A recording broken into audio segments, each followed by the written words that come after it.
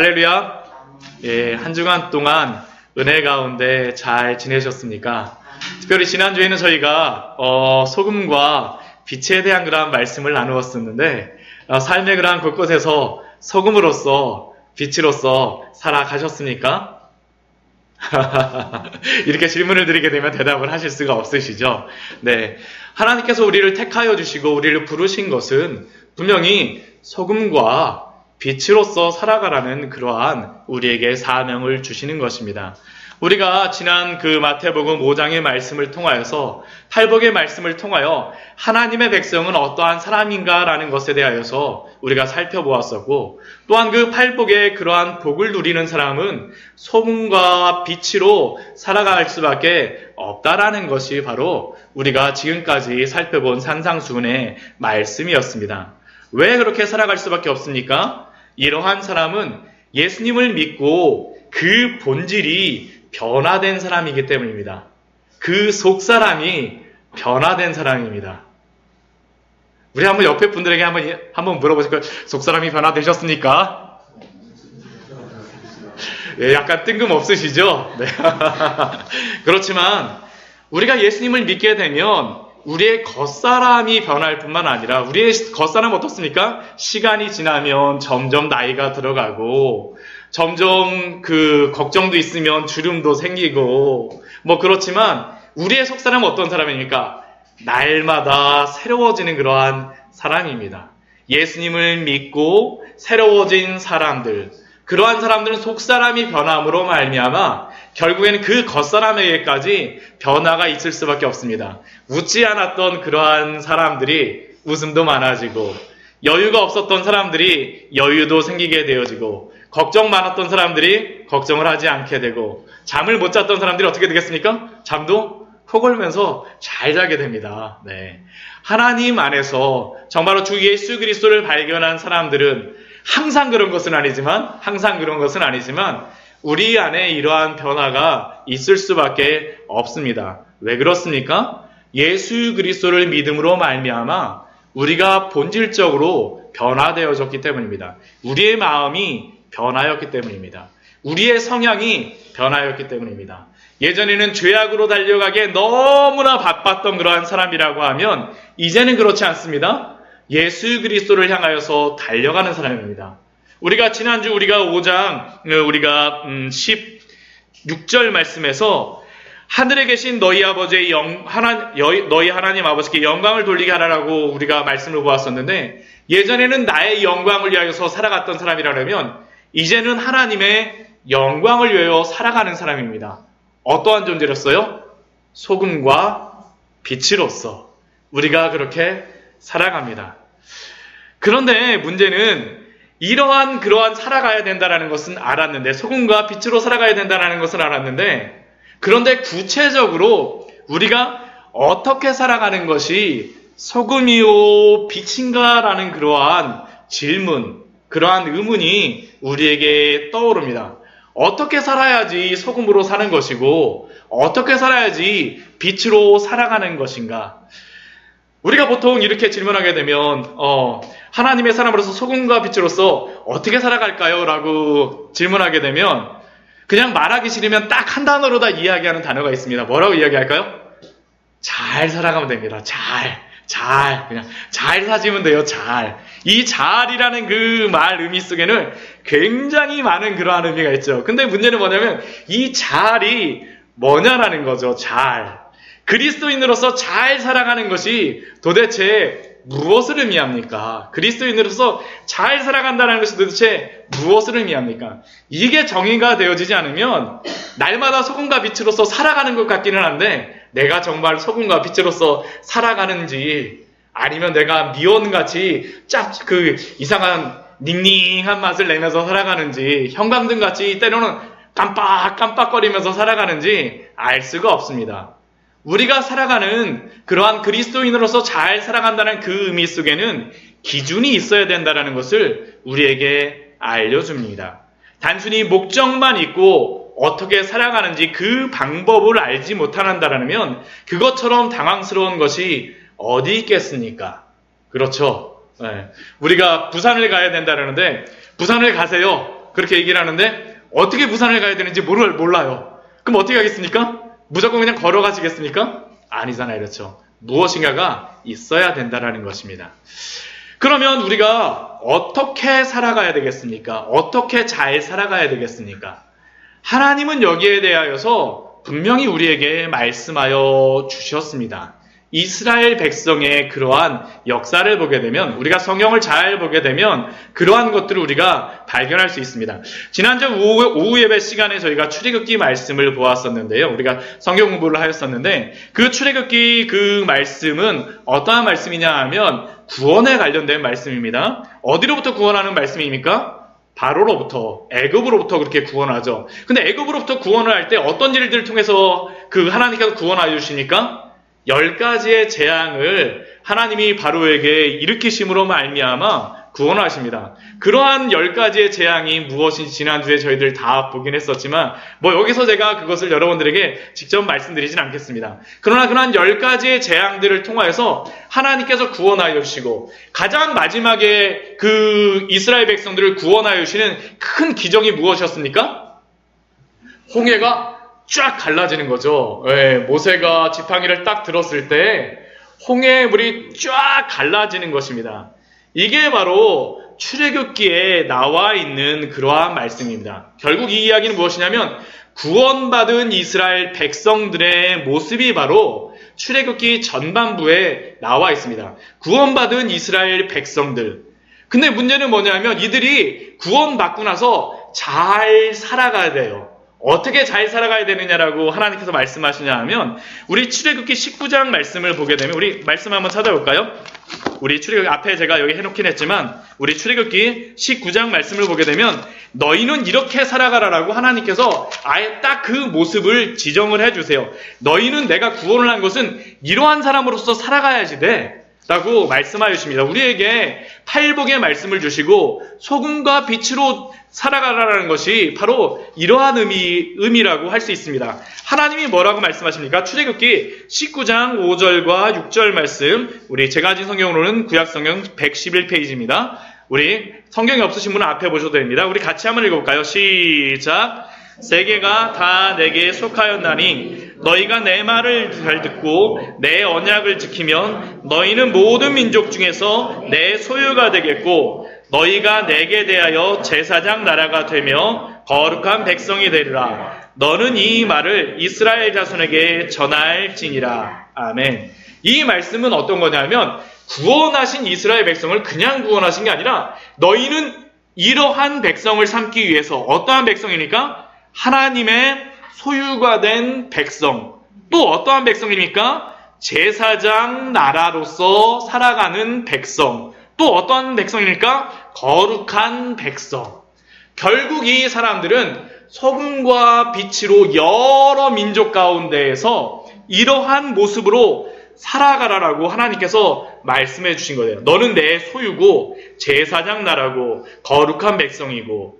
이 제사장 나라라는 의미는 다른 게 아닙니다. 굉장히 큰 의미가 있습니다. 제사장이라는 것은 무엇을 하였습니까? 예전에 제사장이 구약시대에 오게 되면 모든 사람을 대신하여서 그 죄를 속하기 위해서 무엇을 했습니까? 제물들을 잡았잖아요. 그렇죠? 그 다른 사람들, 제물을 가지고 오는 사람들을 대신하여서, 대표하여서 그 일들을, 구원의 일들을 행하였던 사람이 바로 제사장입니다. 이 이스라엘 백성들이 제사장 나라가 된다는 것은 다른 게 아닙니다. 다른 모든 민족들이 이스라엘 백성들을 보면서 와, 우리도 저렇게 구원을 받고 싶어. 야, 그러면서 이 이스라엘 백성들이 복음의 통로가 되어짐으로 말미암아 이들을 통해서 구원을 이루시겠다라는 것이 바로 제사장 나라에 들어가 있는 겁니다. 거룩한 백성은 또 무엇입니까?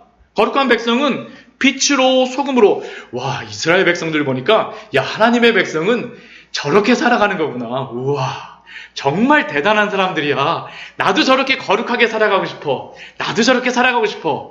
그러한 모습을 똑똑히 보여주는 그러한 일들을 행하기 위해서 이스라엘 백성들을 구원하신 겁니다. 애굽으로부터 10가지의 재앙을 통하여서 홍해를 가르심으로 말미암아 이러한 목적을 가지고 이스라엘 백성을 구원하셨습니다.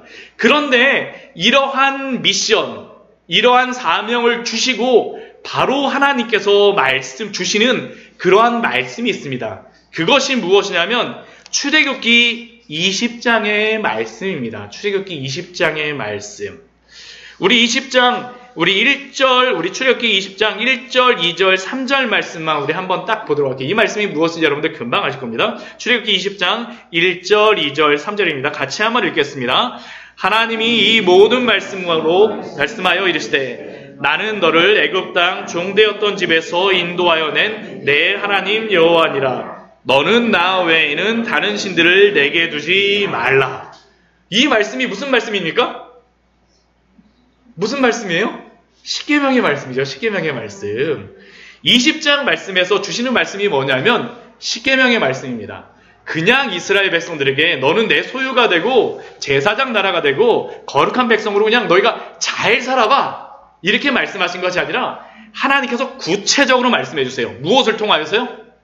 십계명의 말씀을 통하여서 너희가 이 기준을 통해서 살아가라라고 말씀하시는 겁니다. 십계명의 말씀을 가지고. 그리고 20장 이후의 말씀을 보게 되면 출애굽기 말씀은 더 이상 이스라엘 백성들이 행진하거나 그런 말씀이 나오질 않아요. 어떠한 말씀이 나오냐면 20장에서는 출애굽기의 말씀이 나오고 21장서부터 23장, 23장까지는 어떠한 말씀이 나오냐면 이 출애굽기를 조금 더 깊이 있게 설명하는 그러한 말씀들이 나옵니다. 결국 이스라엘 백성들에게 그냥 잘 살라고 말씀하시는 것이 아니라 어떻게 잘 살아야 하는지를 하나님께서 구체적으로 분명하게 말씀해 주시는 겁니다. 그러니까 결국 구원받은 성도들은 무엇을 기준으로 살아가야 되는 것입니까? 십계명의 말씀, 하나님의 율법과 계명을 따라서 살아가라는 것입니다. 이것을 바로 이스라엘 백성들에게 주셨었습니다. 이게 바로 그 모세에게 주셨던 두 돌판이죠. 두 돌판 위에 십계명이 쓰여져 있다는데 하나님께서 거룩한 백성으로 그냥 잘 사는 게 아니라 거룩한 백성으로 살게 하기 위하여서 이 십계명의 말씀을 주신 것입니다. 당연합니다. 이건 당연한 것이에요. 우리가 대한민국에 살 때에는 우리가 어떤 법을 지킵니까? 대한민국 헌법을 지키는 거죠. 대한민국 헌법. 대한민국에서 미국 법 지킵니까? 아닙니다. 그렇죠. 미국 법 잘 지켰다고 우리가 법 지켰다고 이야기합니까? 물론 공통적인 것들은 있지만 우리가 기본적으로 지켜야 될 것은 바로 우리 대한민국의 법인 것처럼 하나님의 백성들은 잘 살아간다는 것은 그 법을 지키고 살아가는 겁니다. 이것은 한 번만 주시지 않으셨어요. 이것을 이 십계명의 말씀을 한 번만 주신 것이 아닙니다. 한 번만 주신 것이 아니에요. 신명기 5장 말씀에도 보면 십계명의 말씀을 한 번 더 주세요. 우리 신명기 5장 말씀 한번 보도록 하겠습니다. 신명기 5장의 말씀, 신명기 5장입니다. 구약성경 269페이지입니다. 269페이지입니다. 269페이지, 그 5장 6절, 7절 말씀입니다. 구약성경, 신명기 5장 6절, 7절 말씀 같이 한번 읽겠습니다. 나는 너를 애굽 땅 종되었던 집에서 인도하여 낸 내 하나님 여호와라. 나 외에는 다른 신들을 내게 두지 말지니라. 이 말씀도 뒤에 무엇이 나와 있겠습니까?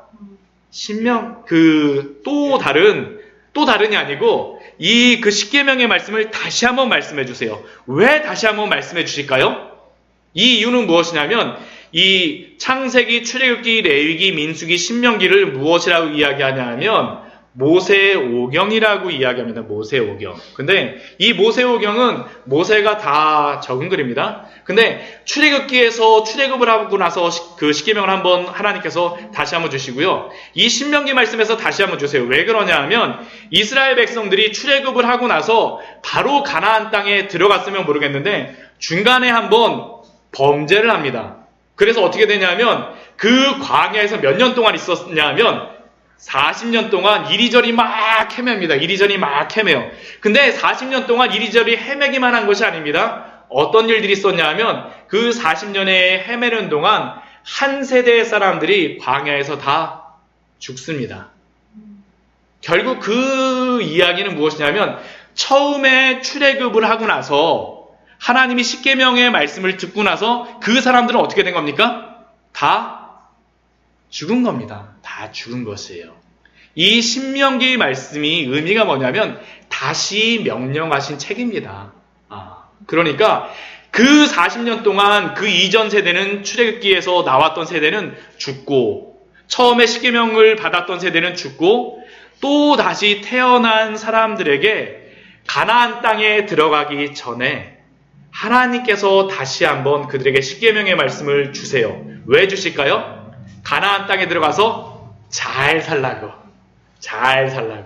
하나님의 말씀에 따라서 출애굽기 19장 5절과 6절의 말씀과 같이 내 소유로 제사장 나라로 거룩한 백성으로 잘 살게 하기 위하여서 다시 한번 십계명의 말씀을 주신 것이 바로 이 신명기에 나와 있는 그 말씀입니다. 그렇다면 우리도 구원받지 않았습니까? 그렇죠? 그러면 우리가 잘 산다는 의미는 결국 무엇에 따라서 잘 사는 것을 의미할까요? 하나님의 말씀에 따라서 잘 사는 것을 의미합니다. 오늘 17절 말씀이 바로 그 이야기를 예수님께서 하시는 겁니다.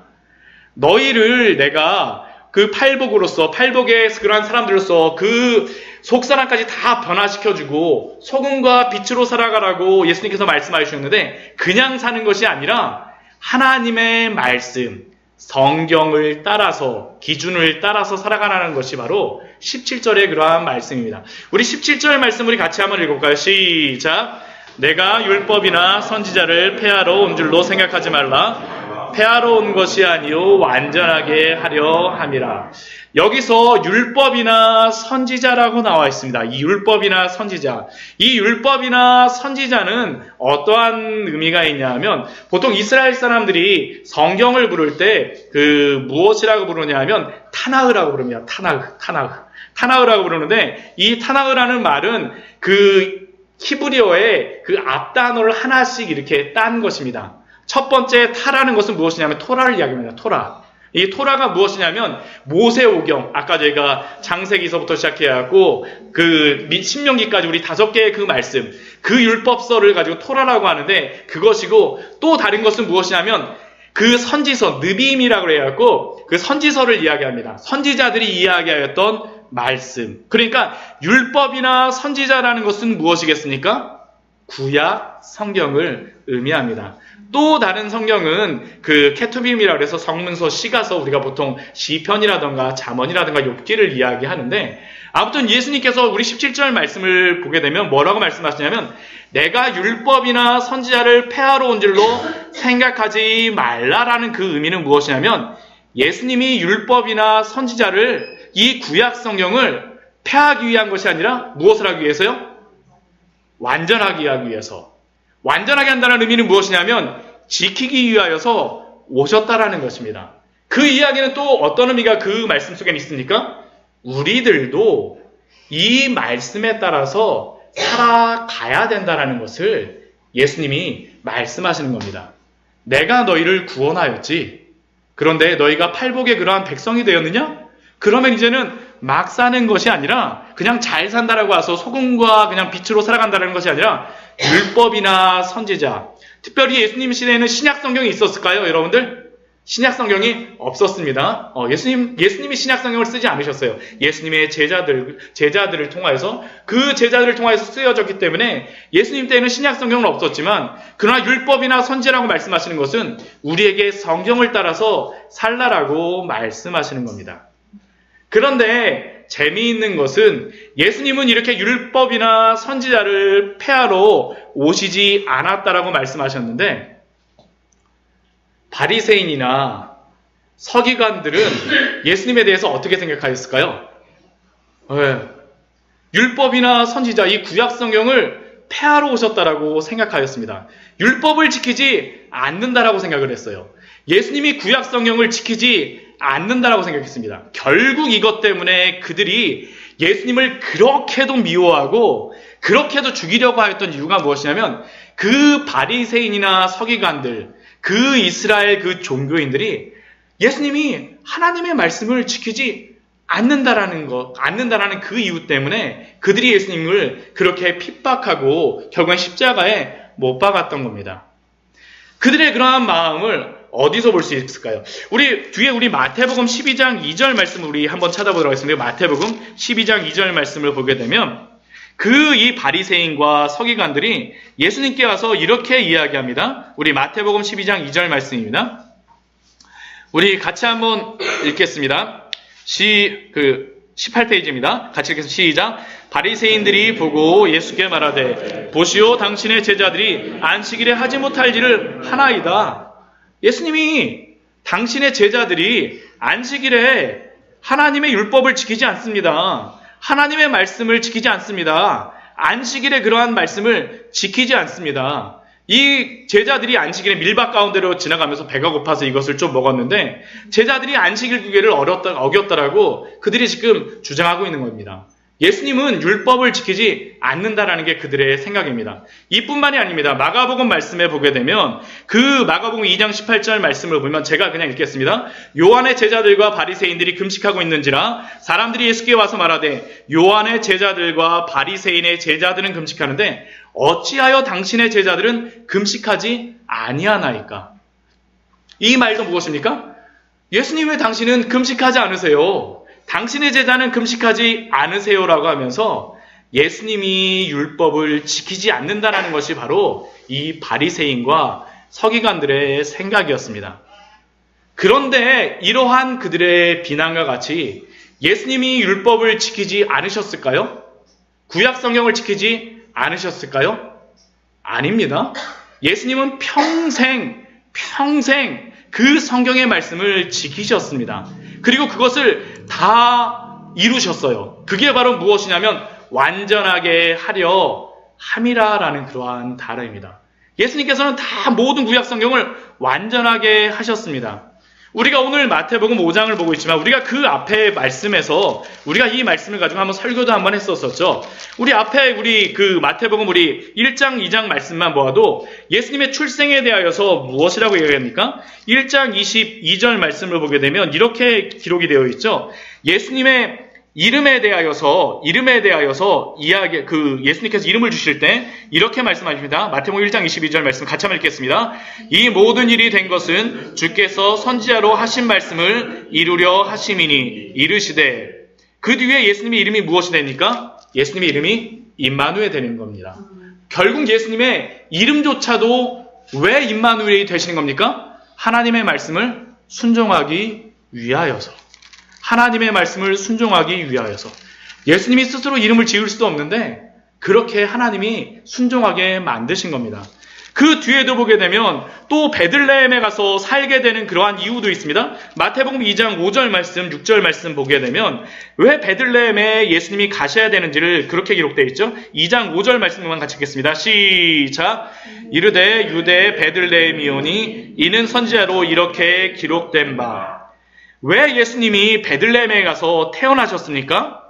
선지자에게 그렇게 말씀하셨기 때문에 미가서 5장 말씀에 예언되어 있는 그 말씀대로 예수님이 순종하기 위하여서 예수님이 그렇게 베들레헴에서 태어나신 겁니다.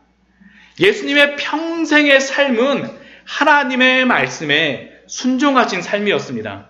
이것뿐만 아니라 십자가에서 예수님이 달려 죽으시기까지 그 모든 삶은 무엇이었습니까? 예수님이 하나님의 말씀을 이루시기 위한 그러한 삶이 아니었습니까? 결코 예수님은 율법이나 선지자를 폐하러 오신 분이 오신 것이 아니라 어떻게 하기 위해서 오셨습니까? 완전하게 하기 위하여서 오셨습니다. 그렇기에 우리는 여기서 한 가지의 그러한 원리를 발견할 수 있습니다. 그것이 무엇이냐면 제가 이 앞에 적어놨는데 첫 번째 기준입니다. 우리 같이 한번 읽어볼까요? 시작. 예수님의 말씀은 구약 성경과 결코 모순되지 않는다. 예수님의 그러한 삶, 예수님의 그러한 말씀은 결코 구약 성경과 모순되지 않으셨습니다. 예수님은 완전하게 하시는 분으로 또한 예수님은 성경을 또한 말씀을 지키실 때 어떻게 하셨냐면 우리 5장 18절 말씀을 보면 이렇게 기록되어 있습니다. 우리 5장 18절 말씀 우리 같이 한번 읽겠습니다. 시작. 진실로 너희에게 이르노니 천지가 없어지기 전에는 율법의 1.1획이라도 결코 없어지지 아니하고 다 이루리라. 예수님은 성경의 말씀을 지키실 때 어떻게 하신다는 겁니까? 율법의 1.1획도 결코 수정하지 않겠다라는 것입니다. 여기서 율법의 1.1획은 이오타라고 하는 그러한 헬라어를 이야기하면 점 하나에 점 하나 이렇게 점 하나 딱 찍어 놓은 겁니다. 점 하나. 그런데 예수님은 이 율법, 구약 성경 말씀에 하나도 변화시키지 않으시겠다라고 말씀하셨습니다. 이것이 바로 예수님이 이 땅에 오셔서 하나님의 말씀을 지키신 그러한 기준이고 또한 예수님이 그렇게 성경 말씀을 지키신 그러한 사항이었습니다. 이것이 바로 이 말씀을 통하여서 예수님이 우리에게 알려주는 것입니다. 예수님은 결코 구약 성경의 말씀과 모순되어지지 않고 또한 예수님은 구약 성경을 수정하지 않으셨습니다. 그런데 문제가 한 가지가 있습니다. 그것이 무엇이냐면 제가 방금 전에 아까 말씀을 드렸었지만 바리새인과 서기관 같은 경우에는 예수님을 뭐라고 비난했습니까? 하나님의 말씀을 지키지 않는 자라고 비판을 했었는데 그러면 그 바리새인과 서기관들을 예수님이 보시기에 그들은 어떠한 사람들이었을까요? 그렇다면 그들은 자신들이 하나님의 율법을 잘 지키고 율법을 하나도 어기는 것 없이 살아가는 사람이라고 생각했지만 사실 그들은 율법의 본래 의미를 지키는 자들이 아니었습니다. 이 의미는 무엇이냐면 저희가 앞에 두 가지 보았던 기준, 예수님이 말씀하신 그 두 가지 기준, 그들은 그 두 가지의 기준을 지키지 않고 어긋난 사람이었습니다. 결국 그들의 율법의 해석은 율법의 본래의 의미와 틀리게 해석하는 그러한 모순이 있었었고, 두 번째는 그들의 율법의 해석은 율법의 의미를 바꾸는 그러한 해석이었습니다. 이해가 되세요? 네. 그들이 잘못한 것은 이것과 반대되는 것입니다. 예수님은 어떤 성경을 말씀하실 때 어떻게 말씀하시기도 하고 살아가시기도 하고 두 가지 기준이 있었습니다. 첫 번째가 무엇입니까? 예수님의 말씀은 구약 성경과 결코 모순되지 않는다. 하나도 틀리지 않으세요. 그 구약 성경과 예수님이 말씀하시는 것과 틀리지 않아요. 두 번째는 무엇입니까? 예수님은 구약 성경을 수정하지 않으셨어요. 반대로 다 바리새인과 사두개인들은 예수님이 보시기에 어떤 사람일까요? 구약 성경의 말씀과 모순되는 사람들이었었고, 또 두 번째는 무엇입니까? 구약 성경을 수정하는 사람들이었습니다. 이게 그들의 잘못이었습니다. 제가 이것을 왜 말씀을 드리냐 하면, 이제 앞으로 저희가 마태복음 5장 오늘 20절까지의 말씀을 봤는데 21절까지의 말씀을 보게 되면 바리새인들과 사두개인들의 잘못이 바로 이것입니다. 이것이에요. 오늘 제가 이따가 한 가지 예를 들어서 여러분들과 보겠지만 이들이 이것을 지키지 않았습니다. 이것을 지키지 않았어요.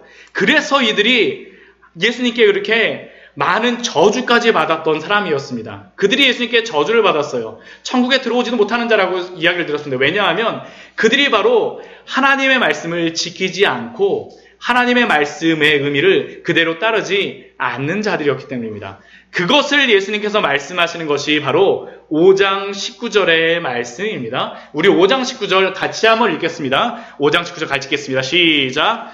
그러므로 누구든지 이 계명 중에 지키기 작은 것 하나라도 버리고 그같이 사람을 가르치는 자는 천국에서 지극히 작다 일컬음을 받을 것이요 누구든지 이를 행하며 가르치는 자는 천국에서 크다 일컬음을 받으리라. 아멘.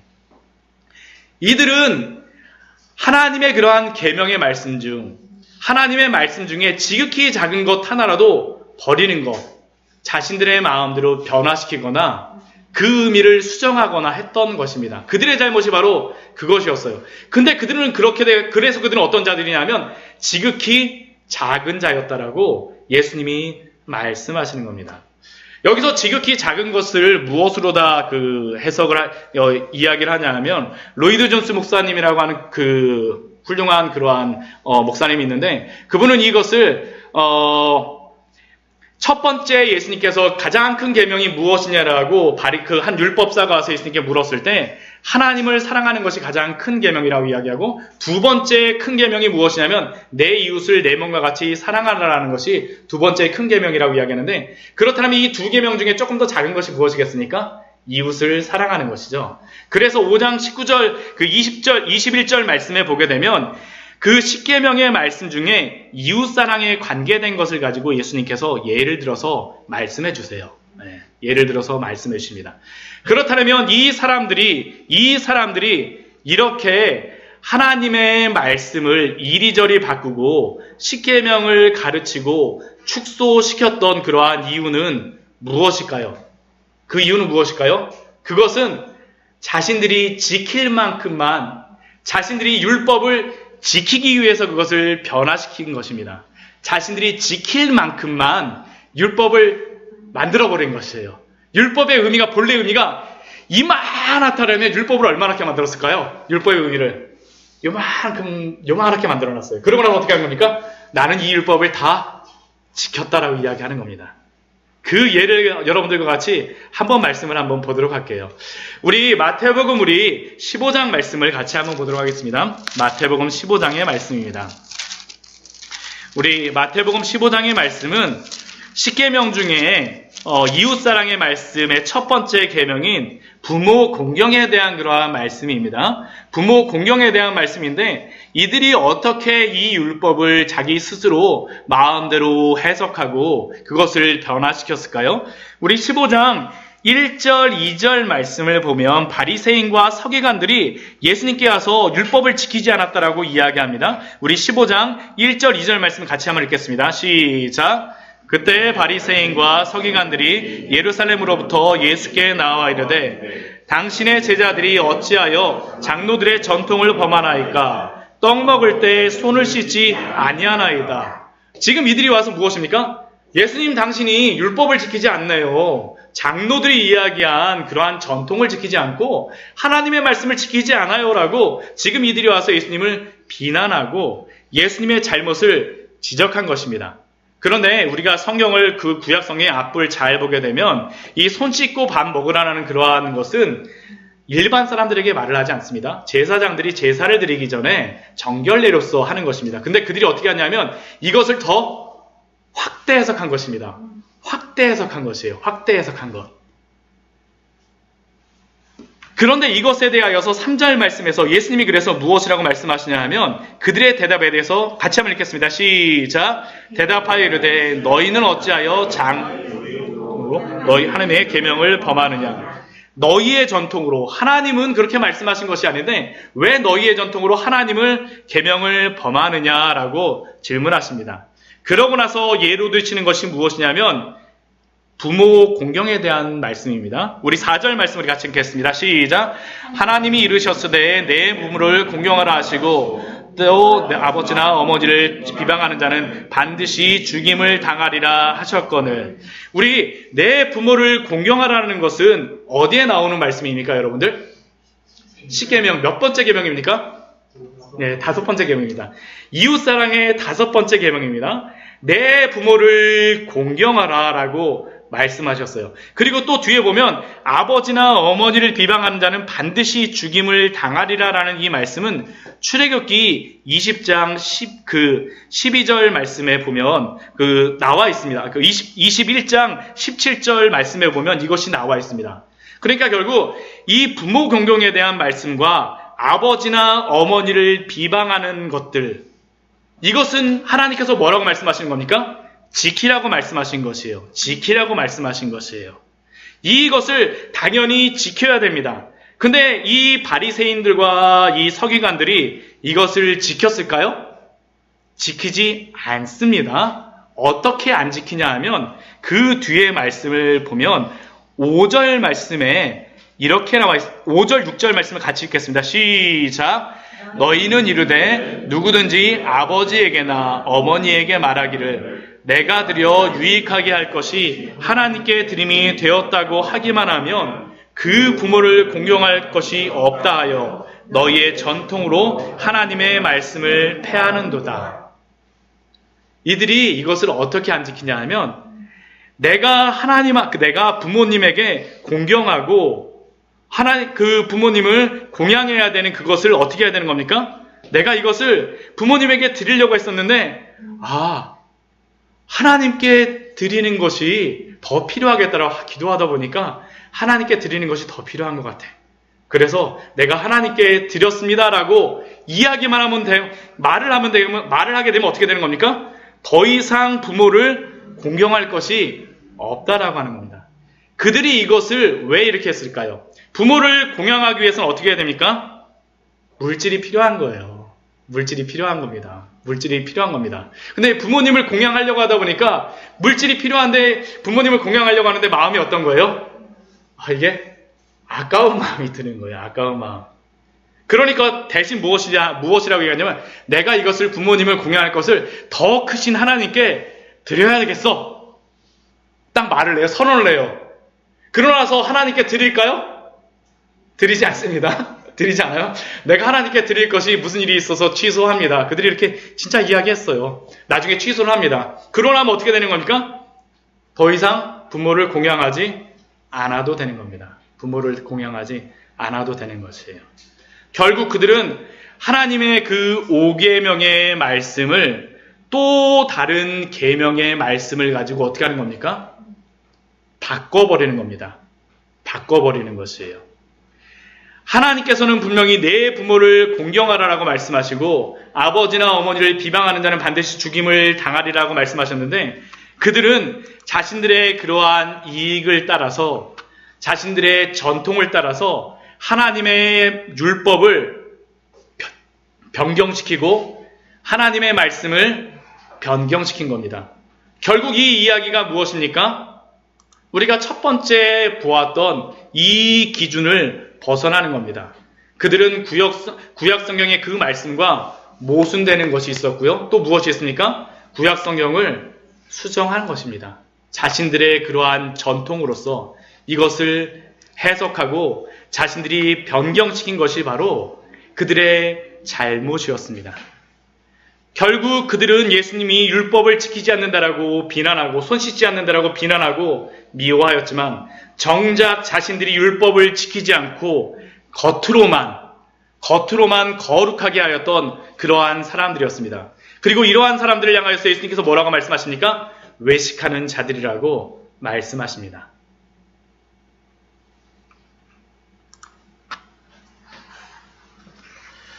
제가 여러분들에게 이렇게 이야기를 드리니까 이 유대인들이 정말 전부 이상한 사람이다라고 생각할지 모르겠는데 이 사람들은 정말 자신들이 율법을 지키기 위해서 너무나도 애쓰는 사람들입니다. 정말로 애쓰는 사람들입니다. 그들의 열심은 우리가 사실은 따라가기가 너무 힘듭니다. 전에도 말씀드렸지만 지금도 그 이스라엘에 가게 되면 안식일에는 안식일 엘리베이터 법이 있습니다. 어떤 법이 있냐면 엘리베이터를 딱 타게 되면 모든 층에 다 불이 들어와 있어요. 그 얘기는 뭐냐면 모든 층에 다 선다라는 것입니다. 저희 집이 18층인데 이제 6월달부터 공사를 해요. 그래갖고 그 18층을 어떻게 한 달 동안 공사를 하면서 올라갔다 내려갔다 하느냐 걱정을 하는데 진짜 거의 다 선다라면 진짜 걸어가는 게 더 빠를 수 있습니다. 진짜 걸어가는 게 더 빠를 수 있어요. 근데 이 사람들은 이것을 왜 하냐면 안식일에 불을 켜지 않기 위해서 모든 엘리베이터를 다 서게 만들어 놓은 것입니다. 그것뿐이 아니에요. 그 안식일에 이 사람들은 불 켜는 것이 얼마나 중요한지 이스라엘에 계셨던 어떤 목사님께서 어느 날 밤이 됐는데 저녁 때쯤이 됐는데 어슴푸레해졌는데 유대인 이렇게 종교인이 한 명이 와서 문을 뚝뚝뚝 막 두드리더래요. 아는 척도 안 하는데 뚝뚝뚝 두드리더래요. 그리고 와갖고 하는 얘기가 뭐냐면 나를 좀 도와달라 그래갖고 도대체 무슨 도움이냐 그래갖고 도와주겠다라고 갔는데 그 집이 꽤 멀리 떨어져 있더랍니다. 근데 거기 한참 가갖고 그 사람이 도움을 요청한 것이 무엇인지 아십니까? 불 켜달라고요.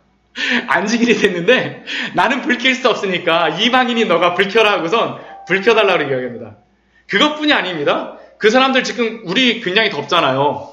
근데 이스라엘에 가보게 되면 이 사람들 지금도 러시아에서 온 그런 종교인들은 머리에다 뭘 쓰고 한여름에도 뭘 쓰고 다니냐면 여러분들 그 러시아 사람들 쓰고 다니는 털모자 보셨어요?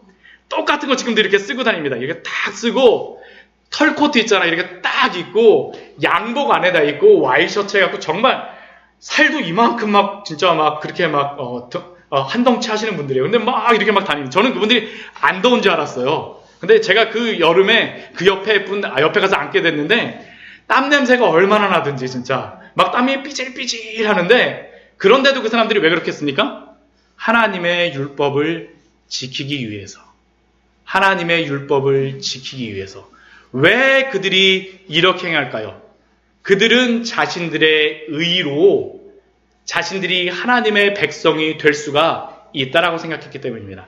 그것이 바로 20절의 말씀입니다. 우리 20절 5장 20절 말씀 같이 한번 읽겠습니다. 시작. 내가 너희에게 이르노니 너희가 서기관 바리새인보다 더 낫지 못하면 천국에 들어가지 못하리라. 이들은 자신들이 의롭게 되기 위하여서 이렇게 행했던 것입니다. 왜냐하면 자신들이 이렇게 율법을 지켜야지만 하나라도 빠지는 것 없이 다 지켜야지만 천국에 들어갈 수 있다라고 생각했기 때문에 그들은 이 율법의 의미를 축소시킨 것입니다. 아니면 변화시키던가요. 왜요? 자기들이 지킬 만큼 모양을 만들기 위해서. 근데 예수님께서 말씀하시는 것이 무엇입니까? 너희 의가 이러한 서기관과 바리새인보다 더 낫지 아니하면 결코 천국에 들어가지 못하리라. 만약 우리가 더 의롭지 않으면 이 바리새인과 서기관들보다 더 의롭지 않으면 우리는 결코 천국에 들어가지 못한다라고 말씀하십니다. 그러면 우리가 이 바리새인들 같이 지금도 더 두꺼운 털모자 쓰고 다녀야 되나요? 더 두꺼운 막 그 헤비다운 잠바제가 여기 있고 막 설교해야 됩니까? 아닙니다. 우리가 의로워지는 방법은 무엇입니까? 오직 예수 그리스도를 믿음으로 말미암아서입니다.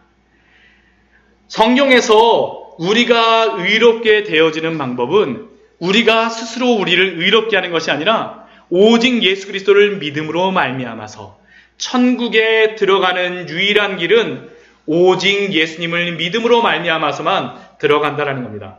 우리가 요한복음 3장 16절 말씀을 아주 잘 알고 있습니다. 요한복음 3장 16절 말씀에서 무엇이라고 말씀하십니까? 하나님이 세상을 이처럼 사랑하사 독생자를 주셨으니 이는 그를 믿는 자마다 멸망하지 않고 영생을 얻게 하려 하심이니라. 예수님을 믿는 자마다 멸망하지 않고 영생을 얻게 하시겠다라고 분명히 예수님께서 우리에게 말씀하여 주셨어요. 또한 요한복음 14장 6절 말씀에서도 우리에게 이렇게 말씀합니다. 예수께서 이르시되 내가 곧 길이요 진리요 생명이니 나로 말미암지 않고는 아버지께로 올 자가 없느니라. 이 말씀은 무엇입니까? 우리의 의로 천국에 들어가는 것이 아니라 누구의 의로 들어가는 것입니까? 예수 그리스도를 믿음으로 말미암아 예수 그리스도의 의로 우리가 천국에 들어간다는 것을 예수님이 분명히 말씀하십니다. 오직 예수님을 믿음으로만 우리는 구원을 받을 수 있습니다. 왜냐하면 예수님이 길이요 진리요 생명이시기 때문입니다. 만약 우리가 이 예수님을 믿음으로 구원을 받지 않고 우리의 힘으로 들어간다라고 하면 어떠한 사람입니까? 우리 요한복음 10장 말씀 이거만 한번 찾아보겠습니다. 요한복음 10장 말씀입니다. 요한복음 10장 1절 말씀입니다. 요한복음 10장 1절 말씀입니다. 요한복음 10장 1절 말씀입니다. 163페이지입니다. 신약성경 163페이지입니다. 같이 읽겠습니다. 시작. 내가 진실로 너희에게 이르노니 문을 통하여 양의 우리로 들어가지 아니하고 다른 데로 넘어가는 자는 절도며 강도요. 여기서 문은 누구겠습니까? 예수 그리스도입니다. 예수 그리스도의 문을 통하지 않고 천국을 들어가려고 하는 자는 누구입니까? 절도며 강도라는 것입니다. 결국 우리는 예수 그리스도의 의를 통하여서만 천국에 들어갈 수 있습니다. 그렇다면 여러분들에게 질문을 하나 드리겠습니다. 그러면 우리는 천국을 예수 그리스도를 믿음으로 들어가기 때문에 우리는 율법을 지키지 않아도 될까요? 사실은 이 질문을 여러분들에게 하고 싶었습니다. 이 질문을 드리기 위해서 지금까지 여러분들에게 설교를 한 것입니다. 우리는 율법을 지키지 않아도 천국에 들어갈 수 있다라고 했는데 그러면 우리는 율법을 지키지 않아도 될까요? 거룩하게 살지 않아도 될까요? 소금과 빛으로 살지 않아도 될까요? 갑자기 헷갈리시죠? 네, 갑자기 헷갈리시죠? 이것에 대해서 우리가 명확하게 하지 않으면 우리가 계속 살아가면서 항상 우리가 바리새인처럼 살아가거나 아니면 아예 하나님의 법 없이 그냥 살아갑니다. 지키지 않고 살아가요. 꼭 진자처럼요. 진자가 어떻습니까? 띵 치면 어떻습니까? 다른 데로 탁 올라가고 이렇게 되는 거잖아요. 이게 진자잖아요. 그렇죠? 하나님의 율법을 지키는 것 같은 어떤 때에는 어떠냐 하면 내가 하나님의 율법을 막 지키려고 그래. 내가 좀 거룩하게 살지 않은 것 같으면 어떻게 하냐면 교회도 열심히 가고 새벽 예배도 가고 수요예배도 가고 금요예배도 드리고 설교도 잘 듣고 금식도 하고 뭐 헌금도 하고 무엇도 하고 막 열심히 합니다. 근데 막 이렇게 하다 보니까 율법적으로 이렇게 막 갔어요. 거룩하게 살려고. 그것뿐만 아니라 진짜 우리의 말하는 것이라든가 그 하나님의 뜻대로 막 살기 위해서 노력했습니다. 근데 이렇게 막 살다 보니까 율법적으로 막 갔는데 살다 보니까 어떻습니까? 너무 힘들어요. 지키기가 힘들어요. 그러면서 우리의 마음속에 어떤 마음이 듭니까? 아, 예수님이 나를 사랑하여 주셨는데 아, 그래 나는 이렇게 조금 덜 지켜도 될 것 같아. 그러면서 우리한테 얘기하죠. 아, 그래 조금 뭐 수요예배, 금요예배, 새벽기도 뭐 이런 거 그 예배뿐만 아니라 뭐 그렇게 거룩하게 살기 위해서 뭐 노력할 필요 없어. 욕 조금 더 해도 되고 조금만 하고 하나님 앞에 회개하면 돼. 하나님 앞에 회개하면 예수님의 십자가를 바라보면서 회개하면 다 용서해 주실 거야. 그럼 어떻게 됩니까? 율법을 지키지 않는 걸로 다 가는 겁니다. 근데 이게 곰곰이 보면 우리의 신앙생활이 어떠냐면 이게 계속 왔다 갔다 합니다. 이게 신앙이 깊어져도 계속 왔다 갔다 합니다. 때로는 우리가 신앙이 있다라고 하면 하나님의 말씀을 막 지키는 쪽으로 좀 신앙이 약해지는 것 같으면 어떻습니까? 하나님이 나를 사랑해 주셔. 예수 그리스도의 사랑이 하면서 조금 덜 지키고 나는 좀 자유롭게 하는 것으로. 그런데 여기에 대해서 우리가 알아야 될 것이 무엇이겠습니까? 예수님께서 우리에게 알려주시는 것은 우리가 예수님을 믿게 되어지게 되면 당연히 율법을 지켜야 된다는 것입니다. 앞에 우리가 봤던 그러한 말씀이 무엇입니까? 우리 마태복음 우리 5장 우리 아까 17절 18절 말씀에 그러한 말씀이 무엇이었습니까? 예수님의 말씀을 예수님께서도 하나도 틀림없이 다 지켜주셨다는 그러한 말씀이 아닙니까? 그러면 도대체 이것을 어떻게 우리가 중심을 잡아야 될까요?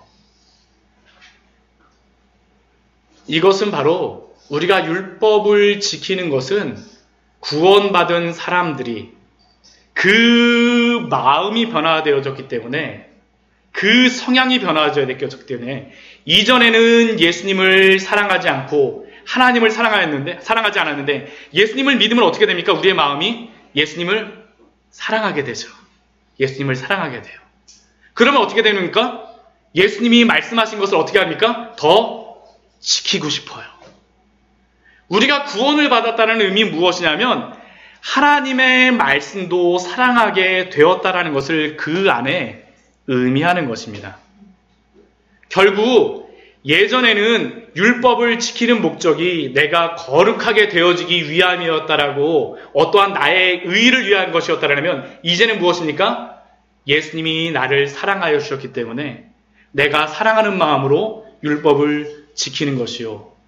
하나님의 그 은혜가 너무나도 크기에 이제는 그 율법을 더 사랑함으로 말미암아서 어떻게 합니까? 더 잘 지켜가는 것입니다. 결국 그 율법과 계명을 즐거움으로 지키게 되어진다는 것이 예수님이 우리에게 말씀하여 주시는 것입니다. 목사님이 시키니까 교회에서 당번이어서 뭔가를 하는 것이 아니라 하나님을 사랑하고 예수 그리스도의 그 사랑과 그 구원의 은혜가 크기에 그렇게 할 수밖에 없습니다. 말씀을 읽는 것이 너무나도 즐겁습니다. 기도하는 방법을 몰라도 기도하는 것이 너무나도 즐겁습니다. 또한 하나님의 말씀이 그 너무나도 귀한 계명이기에 부모님의 말씀에 순종하게 되고 또한 가족들을 사랑하며 성도를 사랑하며 또한 전도도 합니다. 왜요? 나에게 주신 이 구원의 은혜가 너무나도 크기 때문입니다. 교회를 다님으로 겉모양만 변화되어지는 것이 아니라 우리의 마음이 변화되어졌기 때문에 하나님의 말씀을 더욱더 지키게 되어집니다. 이것이 바로 참되게 변화된 사람들에게 나타나는 율법과 그런 하나님의 말씀을 지키는 방법입니다. 율법의 1.1회까지 기뻐함으로 지키게 되어질 것입니다. 여러분들은 어떠십니까? 여러분들은 어떠십니까? 하나님의 말씀을 기뻐함으로 지키고 계십니까? 기뻐함으로 지키고 계십니까? 우리의 마음이 바로 이것으로부터 나와야 됩니다. 우리가 단순히 무엇을 하는 것에 만족하는 것이 아니라 예수 그리스도를 사랑함으로, 하나님을 사랑함으로 하나님의 말씀에 순종하며 그 믿음의 길을 걸어가시는 우리 귀한 성도님들 되시기를 축원합니다. 예, 같이 기도하도록 하겠습니다.